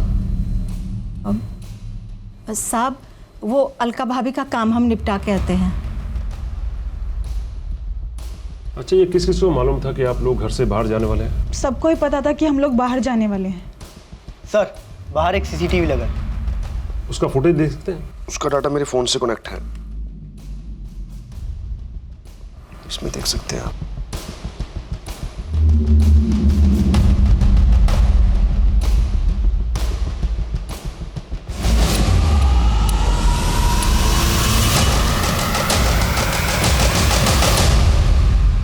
तू मेरे पीठ पीछे ये सब कर रहा था? हाँ, अरे मैं तो पहले से ही जानती थी उस लड़की के लक्षण बिल्कुल ठीक नहीं है, इसीलिए तुझे उससे दूर रहने को कहती थी। अब शांत रहिए ना, मैं रोहन से बात कर रहा हूँ ना। हमने प्रथा के मोबाइल में मैसेजेस पढ़े हैं जो अपनी मौत से पहले उसने तुम्हें भेजे थे। बहुत सारे हेट मैसेजेस। वो मैसेजेस तुमने पढ़े, तुम्हें गुस्सा आया, तुम उसके घर गए, उसे मार डाला। सर मैंने किसी को नहीं मारा sir. Sir mom swear sir, मैंने किसी को नहीं मारा, आप यकीन करिए। हम झूठे लोगों का यकीन नहीं करते। ऐसी क्या गलती की थी तुमने जो उसने तुम्हें इतने सारे हेट मैसेजेस भेजे? सच बोलने की। प्रीथा, प्रीथा मेरी बात। तुम लोग को दोस्ती का मतलब समझ नहीं आता ना? प्रीथा मैं तेरा दोस्त हूँ, पर मैं हमेशा तेरा बेस्ट फ्रेंड बनके नहीं रहना चाहता। I really like you. तेरी मॉम ना बिल्कुल सही कहती थी, तुम सब लड़के एक जैसे होते हो। तुम लोगों को ना सिर्फ मौका चाहिए होता है, मौका। You know me, मैं वैसा लड़का नहीं हूँ। मुझे पता चल गया तुम कैसे हो। I just hate you. Preeta मुझसे बहुत गुस्सा थी, मैं भी हर्ट था, इसलिए मैंने उसके लास्ट मैसेज का रिप्लाई नहीं दिया। अब क्या कहेंगी आप? बोलिए। अब प्रथा के बारे में तो बहुत कुछ कह रही थी आप, बहुत उल्टा सीधा बोल रही थी। अब अपने बेटे के बारे में कुछ नहीं कहेंगे? हाँ तो मिस्टर रोहन, प्रथा ने तुम्हारे प्यार को एक्सेप्ट नहीं किया, इसलिए तुम्हें गुस्सा आया, तुम उसके घर गए और जाकर उसे मार दिया। मैं उस रात अपने घर से बाहर भी नहीं निकला था मॉम स्वेयर, मैं सच बोल रहा हूँ। तुम्हारे इस रोने धोने से कुछ नहीं होगा, कोई फर्क नहीं पड़ेगा। दिव्या, इसे फिंगरप्रिंट्स और डीएनए सैंपल के लिए बुलाओ और प्रथा की बॉडी पर मिले डीएनए सैंपल से मैच कराओ। सर ये देखिए सर, मुझे लगता है पिछली दोनों रॉबरीज में यही गैंग इन्वॉल्व था। पिछली रॉबरी में 4 लोग थे और इस बार 3 लोग। किसी भी फुटेज में इनका चेहरा अच्छे से दिखाई नहीं दे रहा। ये बस वही चीज चुराते थे जो आसानी से लेके जा सके। और हाँ सर, पिछली रॉबरी के आसपास ही प्रीथा का मर्डर और रेप हुआ। ये दोनों घर भी सर कुछ ज्यादा दूरी में नहीं थे। मुझे लगता है इन्हें अच्छे से मालूम था कि प्रीथा उस दिन घर में अकेली है और इन्होंने प्रीथा के साथ ये सब किया। काम करो, जहाँ जहाँ भी रॉबरी हुई है उन सब में ये तलाश करो कि कॉमन कड़ी क्या है। देखो, हमें सब कुछ दिनों के लिए बंद करना पड़ेगा। पुलिस को शक हो चुका है, एकदम सॉलिड वाला, और वो कह रही है कि जो लोगों ने लूट किया है उन्होंने खून और बलात्कार भी किया है। क्या बकवास कर रहा है? चड्डा है ना, थोड़े दिनों के लिए घर के बाहर गया। चलो चड्डे की चड्डी निकाल दे, समझे? बहिरे होगा तुम्हें कुछ कह समझ नहीं आता। तू ना खुद का काम खुद कर और हमें करने दे, समझा? इज्जत से कह रहे ये सब कुछ दिनों के लिए बंद करो। अबे तू यहाँ अपनी लीडर ही मत दिखा, समझा क्या? आखिरी बार कह रहे चुप हो जाओ वरना मुंह फोड़ देंगे। सर, तीनों रॉबरीज का कनेक्शन मिल गया है। सुमन, उनकी मेड, जो तीनों घरों पे काम करती थी और प्रीथा के घर पे भी यही काम करती है। जिस दिन मैं लास्ट रॉबरी का केस दर्ज करने सिमरजीत के घर गया, मैंने वहां पे भी इसी देखा था और मुझे उसी दिन इस पे पूरा शक हो गया था। सुमन, ये क्या बोल रहे हैं साहब? हम कुछ नहीं किए हैं। ये लूटपाट खून खराबा हमने कुछ नहीं किया साहब। हमने कब कहा कि तुमने किया है? तुमने करवाया है। ऐसा कौन सा गुस्सा था तुम्हें प्रथा और उसके परिवार पे? ऐसी कौन सी दुश्मनी थी जिसे मरवा दिया तुमने? ये क्या बोल रहे हैं साहब? हमारी क्या औकात है कि हम उस पर गुस्सा करें? हम तो बस अपना काम करते हैं साहब, किसी से कोनो बात भी नहीं करते। हमारा मर्द 2 बच्चा छोड़ के चला गया। एक बड़ा बेटा जो हमें सुनता नहीं, और छोटी बेटी वो तो इतनी छोटी है साहब कि उसके सामने अपना दुखड़ा भी नहीं रो सकते। ये सारे तुम्हारे बेटे की उम्र के हैं ना, बल्कि उसके दोस्त ही हैं, है ना? नहीं साहब, मेरे बेटे ने कुछ नहीं किया है साहब। बिल्कुल किया है। तुम्हारे बेटे ने और उसके दोस्तों ने मिलकर किया है, बल्कि इसमें तुम भी शामिल हो। वरना ऐसे कैसे होता कि जिन घरों में तुम काम करती हो उन्हीं घरों में रॉबरी होती है? हमको नहीं पता साहब, पर हम कुछ नहीं किया साहब, हम सच बोल रहे हैं साहब, हम कुछ नहीं किया। जाओ यहाँ से। बड़ा बेटा कुछ नहीं किया है साहब। सर आपने इसे जाने क्यों दिया? सर इतना तो क्लियर है कि सभी रॉबरीज में इसका और इसके बेटे का हाथ है। And sir I am sure Preeta को मारने में भी इन्हीं का हाथ है। लेकिन सिंह, हमारे पास इसके खिलाफ कोई सबूत नहीं है, और ये औरत आसानी से मुंह खोलने वाली नहीं है। इसका मुंह खुलवाने के लिए हमें और सबूतों की जरूरत है। सर सबूत है ना, जिन जिन घरों में चोरी हुए सभी घरों में यही काम करती है, और चोरी उस समय हुए जब घर के सदस्य बाहर थे। इनका यही मोडस ऑपरेंडी है। इन सभी रॉबरीज की टाइमलाइन चार्ट बनाते हैं। पहली चोरी हुई है 28 अप्रैल को, दूसरी 16 मई को और तीसरी 4 जून को। यानी कि सभी चोरियों में लगभग 15 से 18 दिन का गैप है। ये चोर छोटी मोटी चोरियां करते हैं, कोई बड़ा हाथ नहीं मारते, जैसे कि लैपटॉप, ज्वेलरी, कैश। इसीलिए इन्हें जल्दी जल्दी चोरी करने की जरूरत पड़ती है। ये लास्ट चोरी जो 4 जून को हुई थी, लगभग इसे 10 दिन हो चुके हैं। यानी कि ये चोर बहुत जल्दी बाहर निकलेंगे। मेरी गट फीलिंग है प्रिया का केस और इन चोरों में कोई ना कोई कनेक्शन तो जरूर है। हमें यह पता करना है कि हमारे एरिया में कौन सी ऐसी फैमिली है जो हाल फिलहाल में बाहर जाने वाली है। इस बार जैसे ही ये चूहे बाहर निकलेंगे हम इन्हें धर दबोचेंगे। सर इस एरिया में एक ही घर है जिसकी पूरी फैमिली बाहर गई हुई है। हमने नजर रखी है लेकिन अभी तक कोई एक्टिविटी नहीं हुई। नजर रखो, कोई ना कोई कांड तो वो जरूर करेंगे।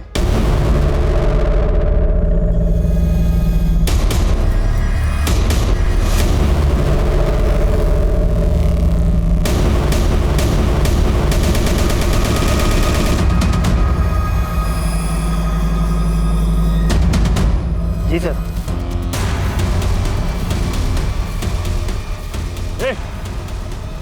क्या कर रहे? रुक जा। रुको, रुक।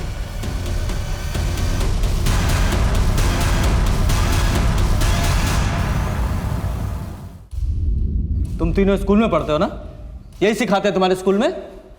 चोरी करना, डाका डालना, और क्या सीखा है तुम लोगों ने? Rape, murder. सर हमने कोई रेप और मर्डर नहीं किया है, हम सिर्फ चोरी करते। एक बार भी नहीं सोचा अगर पकड़े गए तो क्या होगा? ये हमारा प्लान नहीं था, ये सब ना चंदू का आइडिया था। चंदू तुम्हारा चौथा साथी ना? पर वो तो अब तुम्हारे साथ नहीं है। वो पिछली चोरी में भी तुम्हारे साथ नहीं था। हाँ सर, उस दिन चंदू हमारे साथ चोरी करने नहीं आया था, जिस दिन उस लड़की का रेप और मर्डर हुआ था। और फिर चोरी के बाद अपना हिस्सा मांगने वापस आ गया। कुछ दिनों के लिए सब बंद करते हैं और ये हिस्सा बांट के चले जाते हैं। क्यों बंद करते हैं? लेकिन तब से पागल सा हो गया, कहता है कुछ मत करो, पुलिस पकड़ लेगी। साहब हमारा चंदू बेकसूर है साहब, ये वो लड़का लोग का काम है, हमारा बच्चा बेकसूर है साहब। तो कहाँ छुपा के रखा है उस बेकसूर बच्चे को तुमने? हम नहीं छुपाए साहब, हम सच कह रहे हैं, हमको खुद ही नहीं पता है वो कहाँ चला गया है साहब। आप लोग के डर से भाग गया है साहब। हमारे डर से भाग गया है? इतना तो पक्का है कि तुम्हारा बेटा चोर और लूट करता है। अगर ऐसे ही फरार रहा ना तो प्रथा के कत्ल और रेप के इल्जाम में वो अंदर जाएगा। या तो वो यहाँ आकर सच सच बता दे, वरना अपने तरीके से ढूंढ कर हमसे सच उगलवाएंगे। नहीं साहब, साहब मेरी बात सुनिए साहब, मेरा बच्चा ऐसा नहीं कर सकता है साहब, उसको काम मिलेगा ये सब करके। साहब आपको पकड़ना है ना तो आप आरब भैया को पकड़िए, जो प्रीता का भाई है, हमको लगता है वही ये सब करवाया है साहब। माँ मैं जा रही हूँ, पार्टी है, मुझे बहुत लेट हो रहा है। मैंने गरम समोसे मंगवाए हैं। एक समोसा खाकर चली जाओ। माँ समोसा पार्टी में जा रही हूँ तो अच्छा ठीक है, जल्दी आ जाना। भाभी मैं जा रही हूँ, हो गया है। अच्छा सुन, एक काम कर, आरव को समोसा और चाय दे दे। प्रीता घर से पार्टी के लिए निकल चुकी है। मैं तंग आ गया उसके रोज रोज की पार्टी लफंगा दोस्तों की वजह से। सुन, तुझे जो काम बोला तो वो आज कर लेगा ना? व्हाट डू यू मीन आज पॉसिबल नहीं है? मैंने तुझे स्पेशली कहा था कि ये प्लान आज करने के लिए, यही सही मौका है। क्या है? चाय अभी नहीं चाहिए, बाद में ले लूँगा, ले जाओ। अरे भैया हमेशा प्रीता दीदी से गुस्सा रहते थे। वो छोटा छोटा कपड़ा पहनती थी ना, और लड़कों सबसे बात करती थी, इसीलिए बहुत गुस्सा रहते थे साहब। सिंह, इसने जो कहानी बताई है जरा उसकी सच्चाई का पता लगाओ। जी सर। और हमारी नजर तुम्हारे ऊपर भी रहेगी। और छुपा ले अपने उस चूहे को, उसे तो हम किसी भी बिल से खोद के निकालेंगे।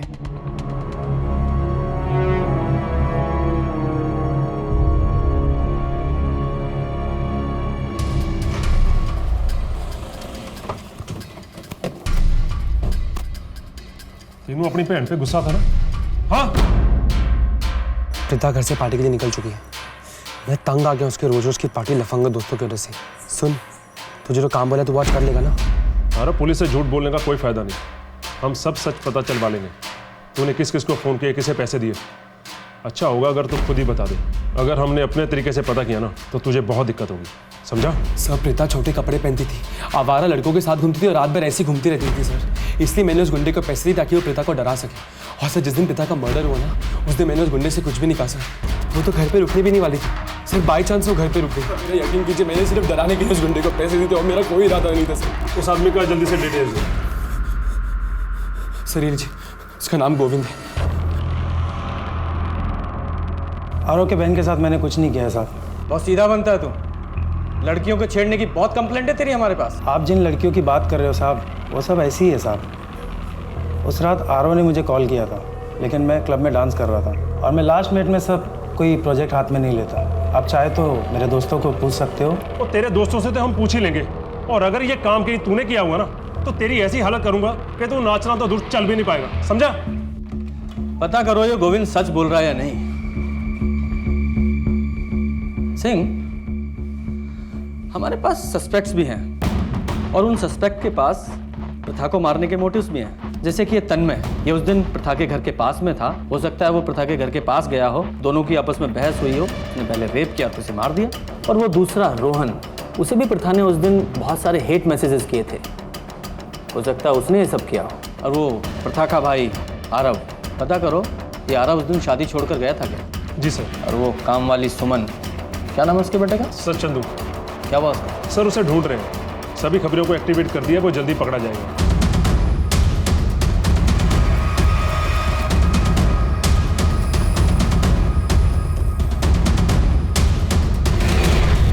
साहब हमारी बात मानिए, हमारे बेटे ने कुछ नहीं किया है साहब, ये सब उसका भाई किया है।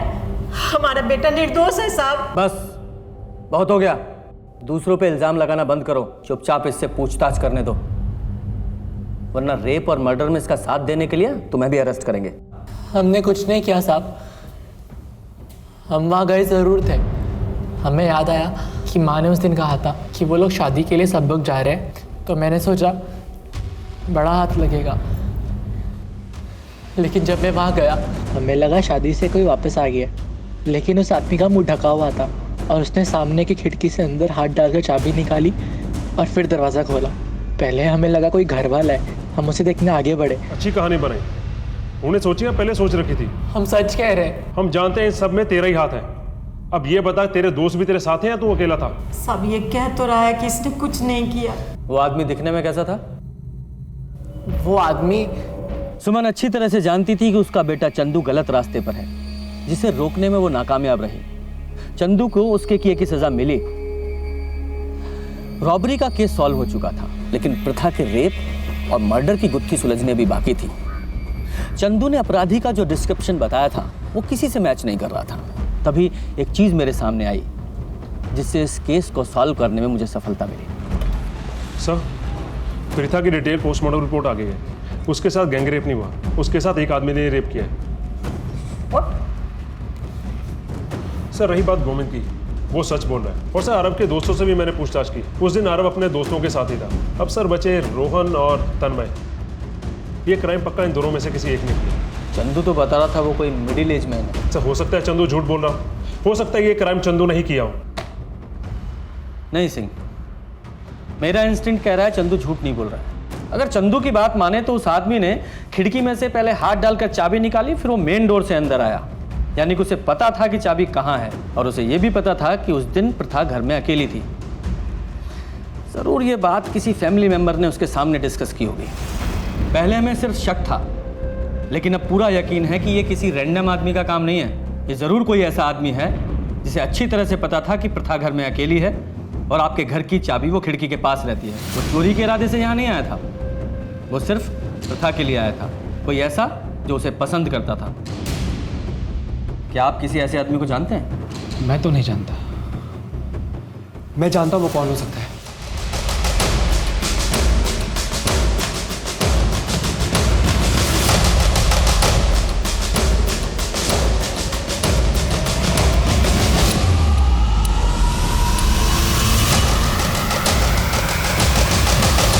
आरव ने तेरे सामने ही कहा था ना कि उसके घर की चाबी कहाँ रहती है? अरे लेट नाइट का कोई इशू नहीं है यार, मेरे हॉल की खिड़की के पास वो चाबी रखी है ना, बस उसी से आ जाऊंगा। और उस दिन मैंने सिर्फ तुझे बताया था कि हम सब लोग शादी में जा रहे हैं। जल्दी करो भाई।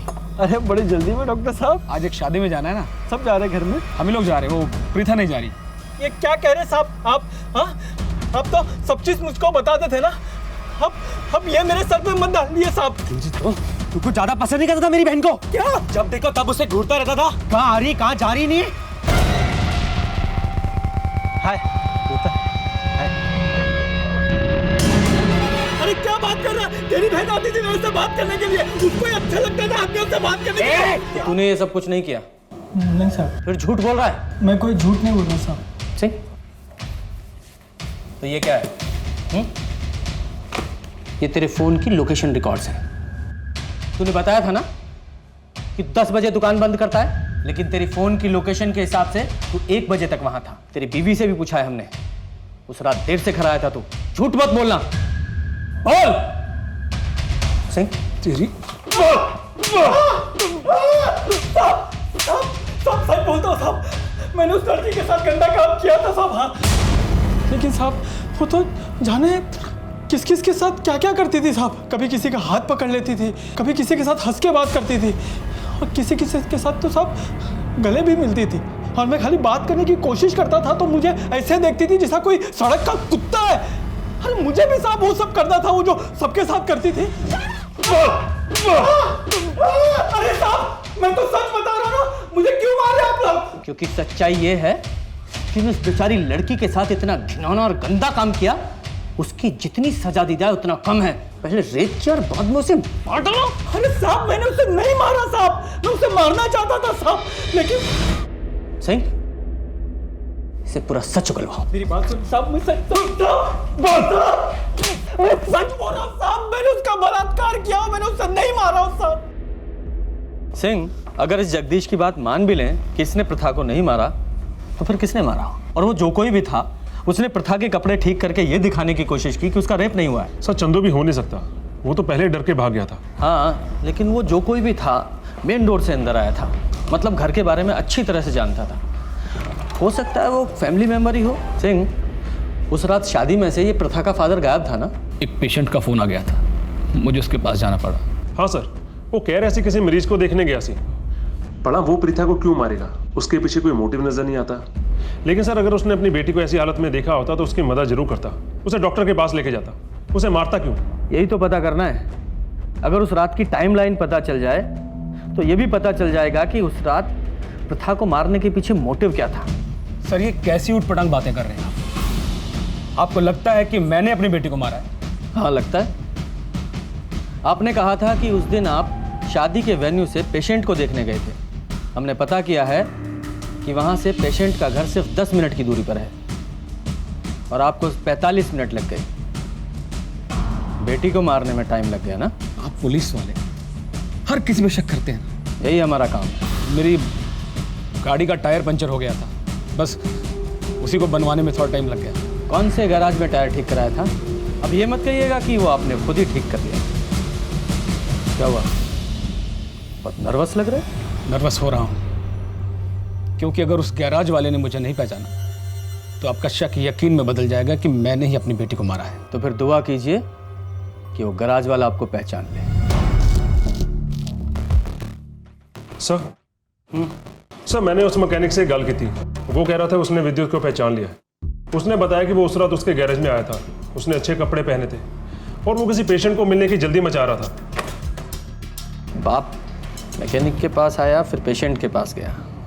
और भाई पहले से ही दोस्तों के पास था। जी सर। और माँ, उसने बेटी के बहुत सारे मिस कॉल्स देखे और जल्दी जल्दी मिलने घर आ गई। मतलब तीनों में से कोई नहीं था, तो फिर कौन है? सिंह, इस केस की फाइल लेकर आओ। जी सर। की ढूंढ रहे हो सर?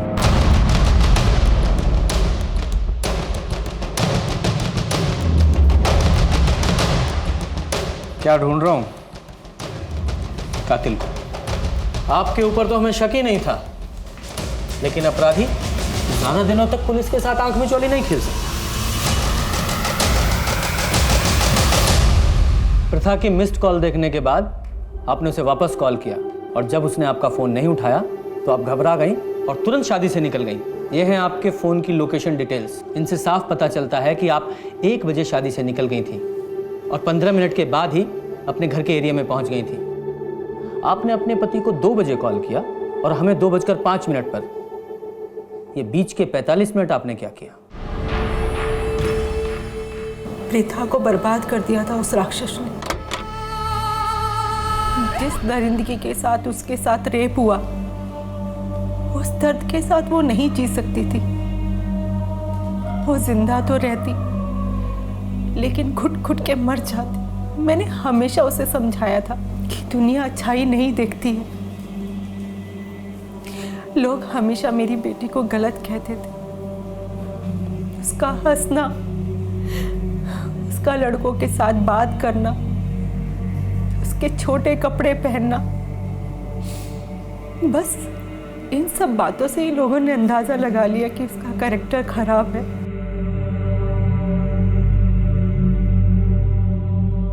मेरी बेटी बहुत अच्छी थी, उसका कैरेक्टर बहुत स्ट्रॉन्ग था। मुझे पता था कि रेप के बाद लोग मेरी बेटी को ब्लेम करेंगे, हमें ब्लेम करेंगे। इसीलिए मुझे लगा कि मौत ही उसके लिए बेटर ऑप्शन। माँ थी मैं उसकी, उसके साथ गलत कैसे होने दे सकती थी?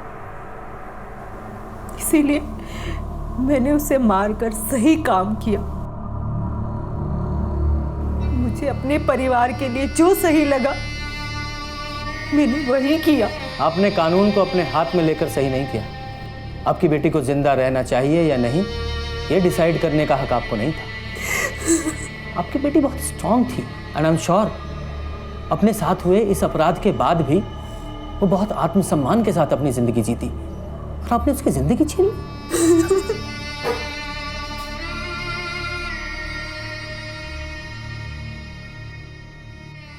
जगदीश को उसके किए की सजा मिली, और शिप्रा, उसने भले ही अपनी बेटी को दर्द से मुक्त कराने के लिए ये सब किया, लेकिन कानून को अपने हाथ में लेने के लिए उसे सजा मिली।